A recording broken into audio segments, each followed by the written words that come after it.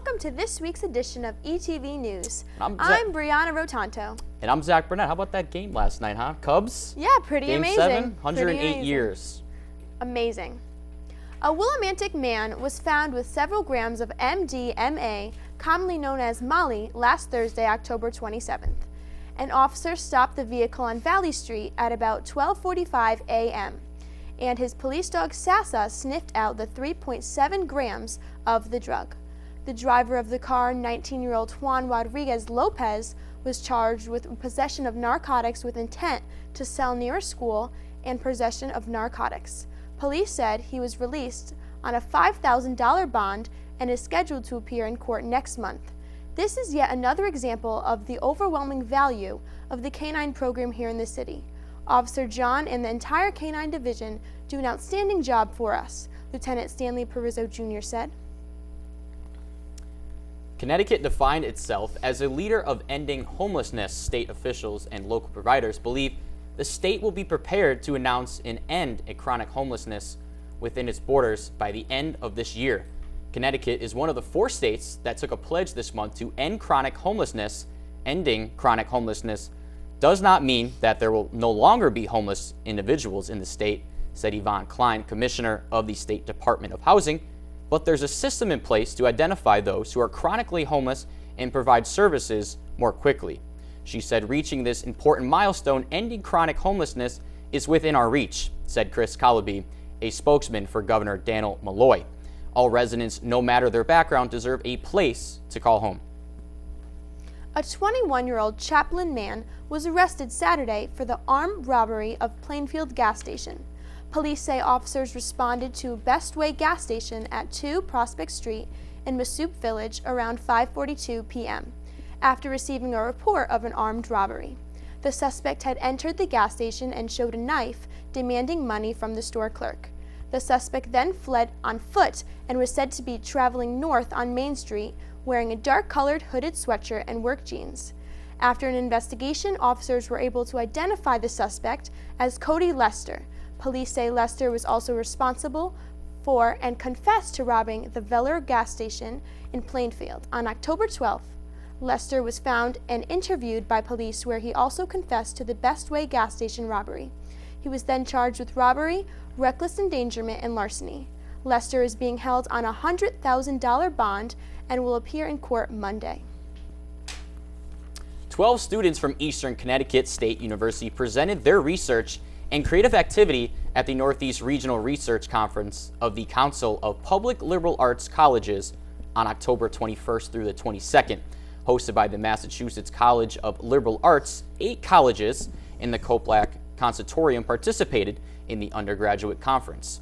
Eastern students represented a variety of majors, including biology, psychology, visual arts, theater, and education. Their research topics span antibiotic discovery, gender and attitudes towards casual sex, optimism and heart rate, the role of those with siblings who have disabilities, and more. On October 28th, the Eastern Connecticut State University Chamber Singers held their annual fun run to raise funds for their choir tour. This year, the funds will help the ensemble take the trip to Montreal. All funds were matched by a generous offer from the ECSU Foundation. The fun run route taken by participants was just shy of 2 miles. Students dressed in costumes and were given prizes for having the best, craziest, and scariest Halloween costumes. Music professor Emily Riggs was the judge this year. 130 cab comedian Do You Need a Laugh? Eastern's campus Activity Board is bringing comedian Eric Diddleman on campus next Monday. Diddleman was a semi-finalist on Season 7 of America's Got Talent back in 2012, but since then has amazed audiences on the Ellen DeGeneres Show and around the country. Eric Diddleman will be performing Monday, October 7th from 8 to 9 p.m. in the Betty Tipton Room, and admission is free for Eastern students. This week, the People Helping People Club is bringing back their annual fundraiser called the Pulsaria Project. This fundraiser sells homemade handcrafted bracelets and headbands. All of the proceeds go to the citizens of Nicaragua to help them fund local schools, community programs, and more. You can buy bracelets and support the Pulsera Project tomorrow, November 4th, from 10 a.m. to 3 p.m. in the Webb Hall lobby. With recent contract negotiations from Chartwell employees, there has been protest all around Hurley Dining Hall. Lupe Marquez was there with the story. A recent change in Chartwell's contracts has many upset, but this won't let it stop them from letting their voices be heard. A recent rally was held at Eastern's campus and did just that. Chartwell cafeteria workers protested on Eastern's campus in front of Hurley Dining Hall. The protest took place on Saturday morning, leading into midday. Workers and supporters held picket signs and chanted.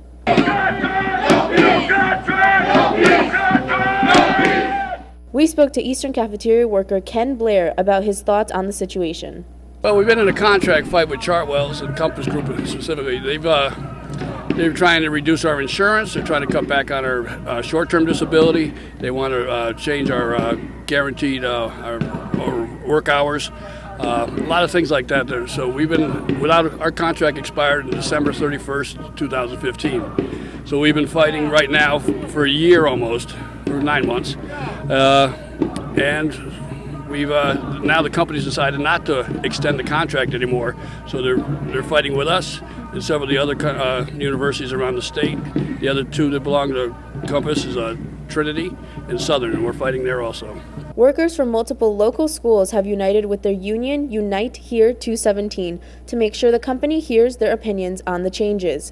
Students passing by the rally saw the workers' concerns. We spoke to student Josh Henton to get his opinion on the protests. I remember freshman year, I would see the same workers every day, and I know they work a lot and very hard. So I think they deserve to keep the health insurance because they're hard workers. So, they're part of the family. Everyone knows them by name and everyone sees them all the time. So I feel like them losing the health insurance is affecting us because we're all in this together. So. Although there was a campus police presence at the rally, workers were very cooperative. Lieutenant Madera speaks on Eastern Police's behalf. We spoke on Friday to go over some guidelines of what we have expected and what they wanted to do, and they've met everything, and we couldn't be happier. They were very peaceful, getting their point across. They've been very respectful. We couldn't have asked for a better day and couldn't have asked for a better group of people protesting, and they've been very compliant and trying to get their message across. It's really great to see people fighting for what they believe in. Next week, the union members will be holding a meeting to see what else can be done. That's all from me. My name is Lupe Marquez, reporting for ETV News. Thanks, Lupe. Hopefully this conflict will be resolved in the near future. We're going to take a quick break, but we will be right back with Jenfrey Florentino in this week's editorial.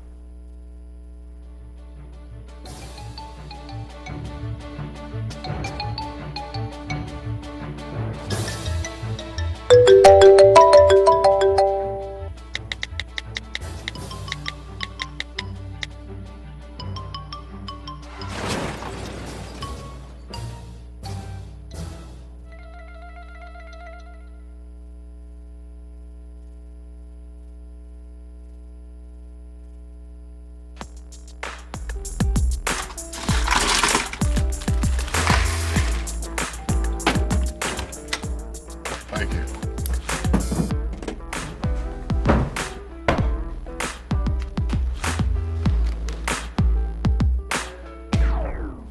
You got a king? Go fish! It only takes a moment to make a moment. Take time to be a dad today.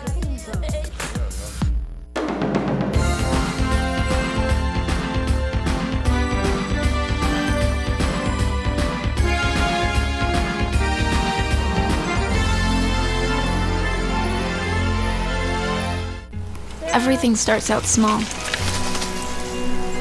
The things that hurt us, they all start from somewhere.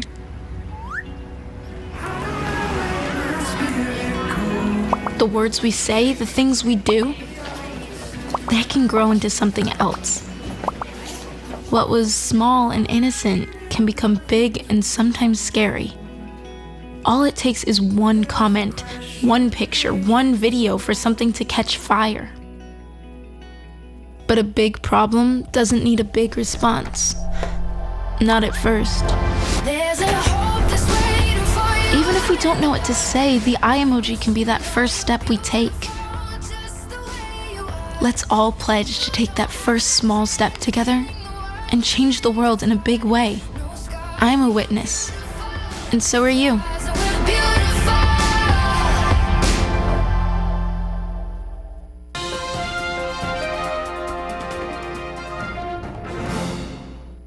Hello Eastern, I'm Jenfrey Florentino with this week's editorial.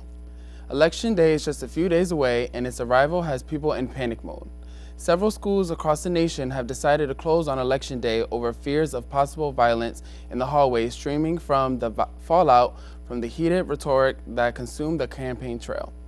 This fear is the ugliness of the election season could escalate into confrontations and even violence in the school, endangering students. School officials have pointed to the recent firebombing on the North Carolina Republican Party headquarters and the shooting of another with BB guns as the type of trouble feared come Election Day. Talks of a rigged election, mainly spoken by Donald Trump, has also increased anxiety across the nation. Schools are popular polling places because they have plenty of parking and are usually centrally located. It's an easy location for voters. It's difficult to say how many schools-based polling places have been moved this year, given how decentralized the voting process is across the country. States and local officials say voting has been removed or classes have been canceled on Election Day at schools in Illinois, Maine, Nebraska, New Hampshire, Ohio, Pennsylvania, and Wisconsin, just to name a few.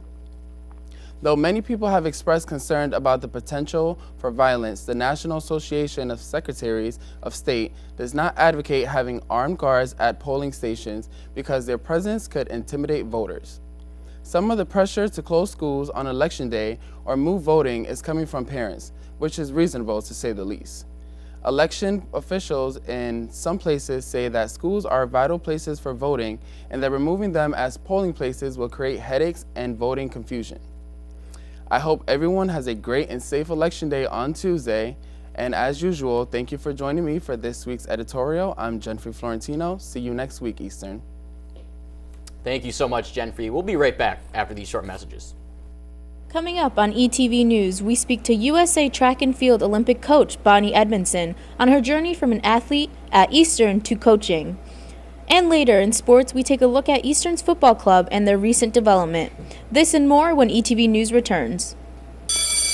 Good morning. Hope you all had a good weekend and are ready to be inspired. One quick thing I want to remind you guys to be studying. Major key alert. Did you just look at your phone while you was in class? You played yourself. Class, today we're talking about inspirational quotes. You want to get that paper? You better turn in that paper and get an A+. That's a major key. Another one. Mogul talk. You want to reach the mountaintop? You got to go hard. To succeed, you have to believe.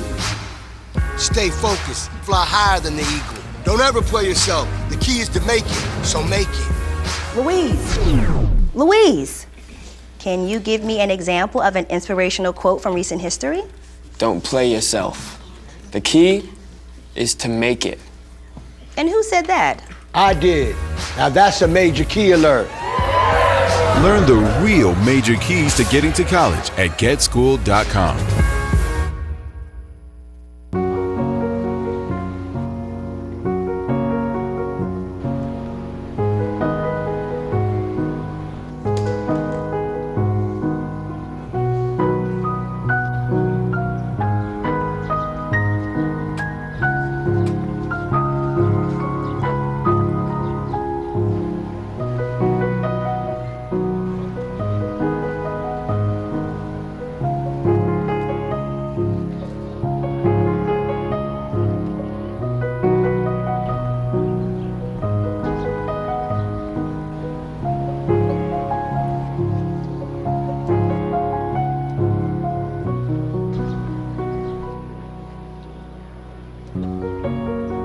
We'd do anything for kids. Yet 1 in 5 children in the U.S. struggle with hunger. Help end childhood hunger near you. Learn how at feedingamerica.org.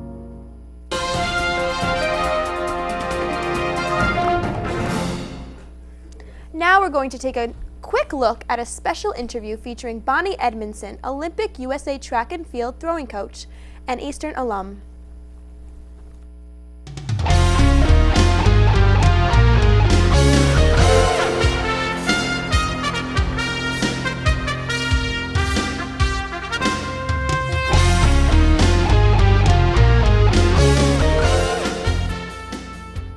Been involved in track and field over 30 years, coaching. I started off here at Eastern as a discus and shot putter and also a hammer thrower. Post-collegiately, I competed as a professional athlete in the women's hammer throw and was two-time national champion in the women's hammer throw and also placed third at the Olympic trials in 1992.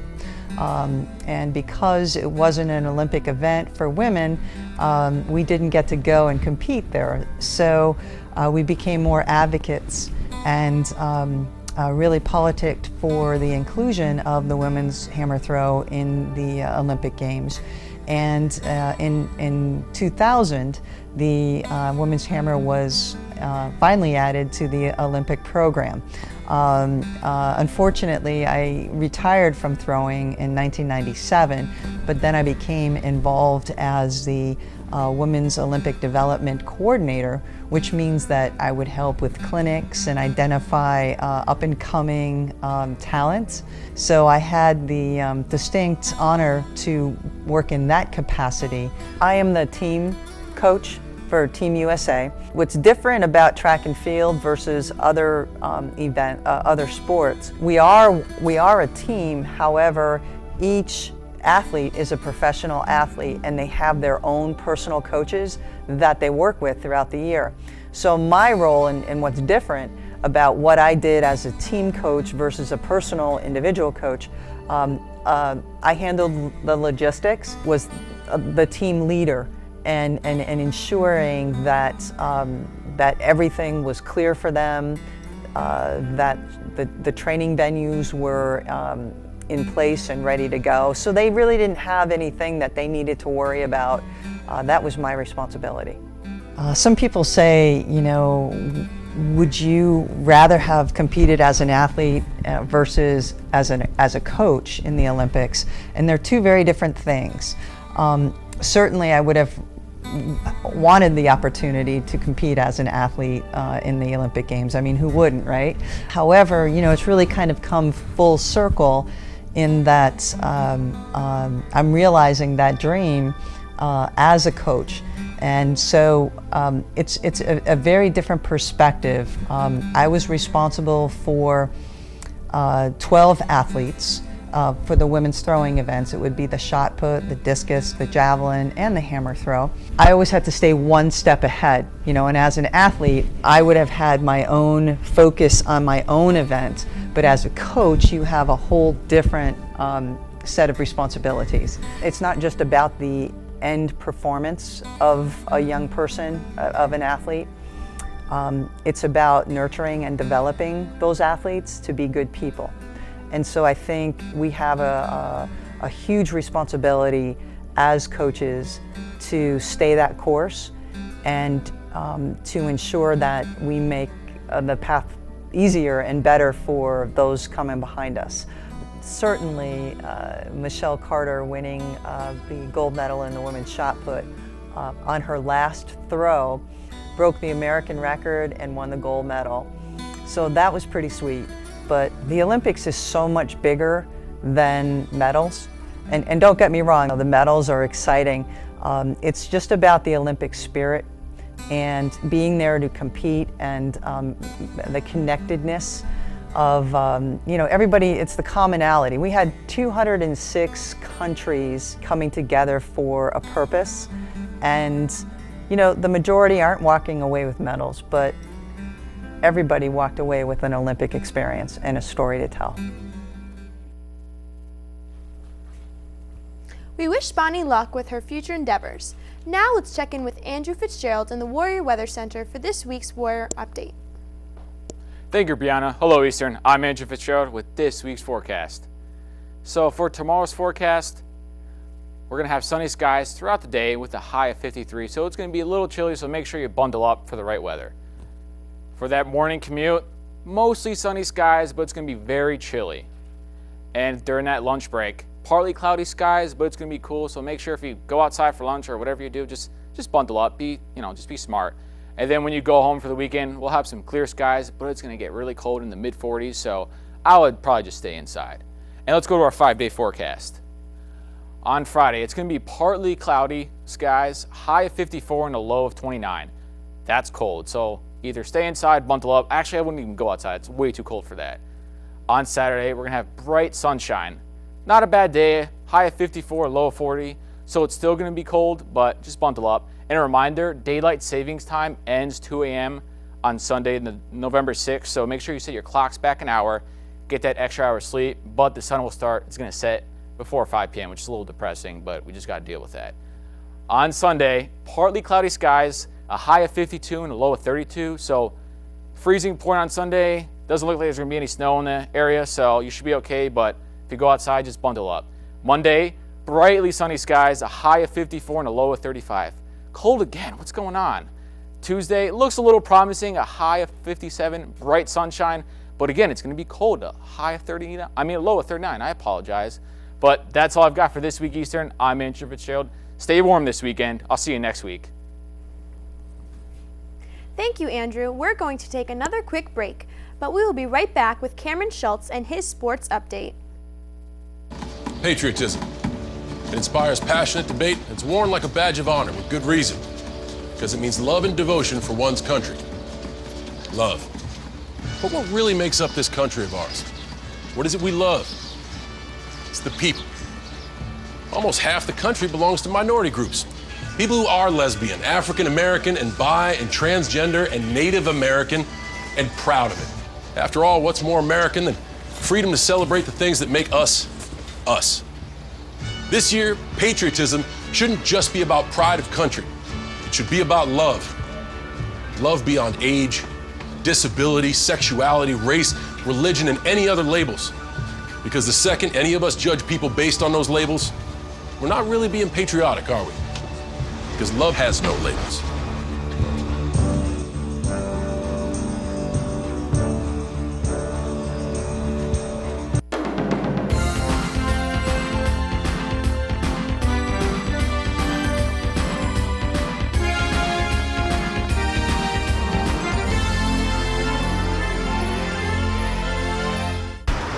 Look at you.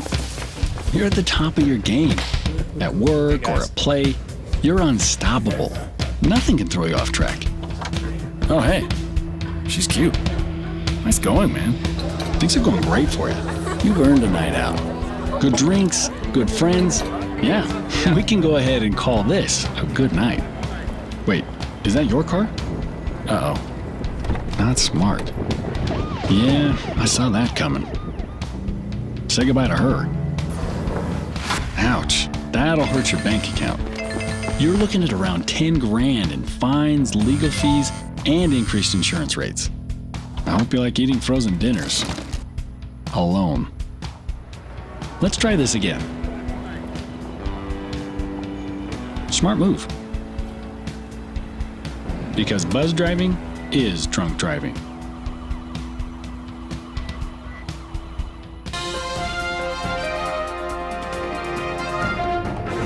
Welcome back. I'm Cameron Schultz with this week's Sports Update.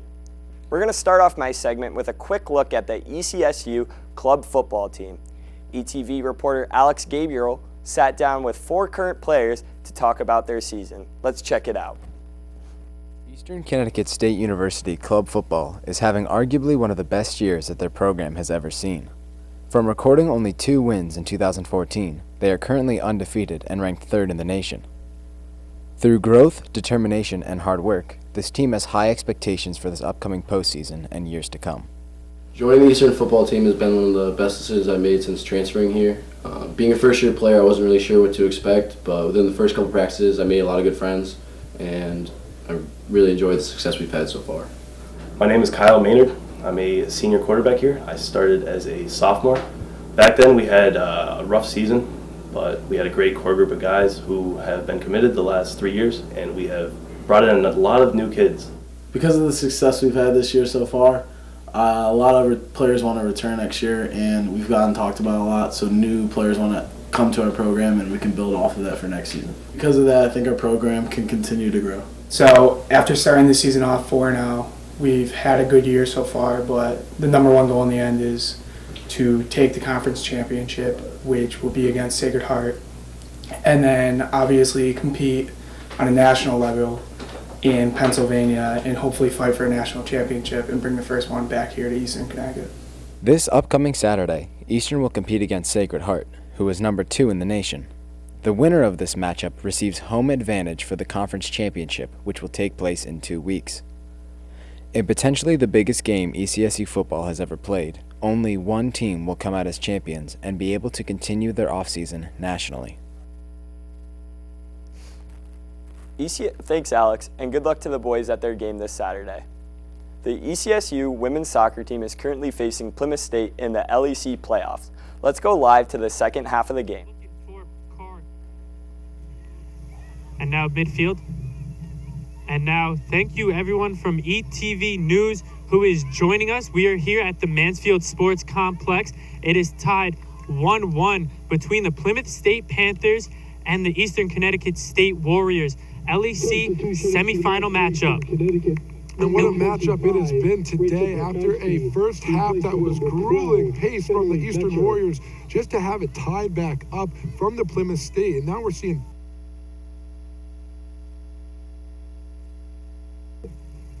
it was Sophie Berger who got the goal for the Panthers as well, and then Emily Betcher who got the goal here for the Warriors. they're going to call that every single time, as it was a good play attempt to try to get that ball, but you cannot try to slide tackle a ball from behind any player. That'll be called every single time. Yeah, back tackle there by Sweeney, one of the more dangerous plays here in soccer. So now Peterson will take the free kick after that one. Martin gets a foot on that one, but it'll go out of play. So the Warriors will have the throw. As now more substitutions come into the game. We would like to thank everyone who joined us here from ETV News, and we will now send it back to the studio. All right. Their next game will be this Saturday at home. Good luck, girls. On Tuesday, November 1st, the women's volleyball team hosted Keene State. The Warriors came into this matchup ranked 4th in the conference, while the Owls came in ranked 5th. The Warriors won 3-0. It was a very impressive victory for the women. The Warriors were led by junior Michelle Valeri, 17 digs. Tonight, the women play at UMass Boston at 7 p.m. in the conference semifinals. The men's soccer team played last night against number 1 ranked opponent UMass Boston. The Warriors came into the matchup ranked 4th. Eastern was able to give UMass its only regular season loss back on October 15th. UMass Boston freshman O'Kane Williamson led all players with 4 goals and 1 assist. Eastern scored 2 late goals in the second period, scored both by Emmanuel Casado, but unfortunately it was not enough for the Warriors as they were eliminated from the semifinals for the 3rd straight year. And that's all I have for this week in sports. Until next week, Eastern, I'm Cameron Schultz. Well, that's it for this week's show. If you want to see more episodes, please visit the ETVU channel. Thanks for watching, and see you next week, Eastern. Good night.